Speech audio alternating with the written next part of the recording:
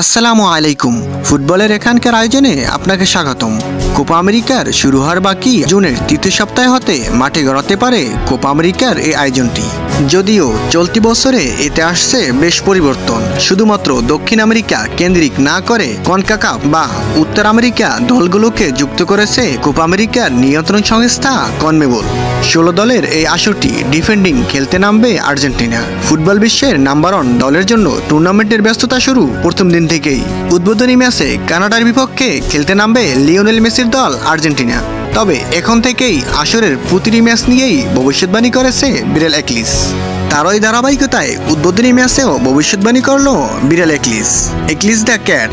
এর রং সাদা, চোখ নীল, ওজন 4 কেজি। এক ঝলকে দেখলে মনে হবে আর 4-5টা বিড়ালের মতো সাধারণ একলিস। কিন্তু একলিসের বিশেষত্ব হলো সে বধির, কানেও শুনতে পায় না, কিন্তু তার দারুণ ইন্দ্রিয় ক্ষমতা আছে। 2021 সালে কোপা আমেরিকায় ভবিষ্যৎবাণী করেছিল বিরাল একলিস, যার ভবিষ্যৎবাণী হুবহু মিল ছিল প্রায় 75%। এরপর 2022 সালে কাতার বিশ্বকাপে ভবিষ্যৎবাণী করেছিল বিরাল একলিস, সেখানেও তার ভবিষ্যৎবাণী জয়ের শতাংশ প্রায় 80%। তার ওই ধারাবাহিকতায় এবার 2024 সালের কোপা আমেরিকার ভবিষ্যৎবাণী করেছে বিরাল একলিস। বিড়ালটি দিয়ে ম্যাচের উদ্বোধনী ভবিষ্যৎবাণী করার জন্য বিড়ালটির দুপাশে দুটি পাত্র রাখা হয়েছে। এক পাত্রের সঙ্গে কানাডার পতাকা, অপর পাত্রের সঙ্গে আর্জেন্টিনার পতাকা লাগিয়ে দেওয়া হয়েছে। তার মধ্যে হতে বিরাল একলিস উদ্বোধনী ম্যাচটি ভবিষ্যৎবাণী করে এবং আর্জেন্টিনাকে জয়ী বলে ঘোষণা করে।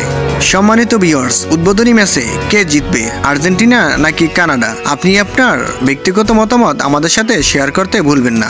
পরবর্তী ফুটবলের সকল আপডেট পেতে আমাদের চ্যানেলটি সাবস্ক্রাইব করে আমাদের সাথেই থাকবেন।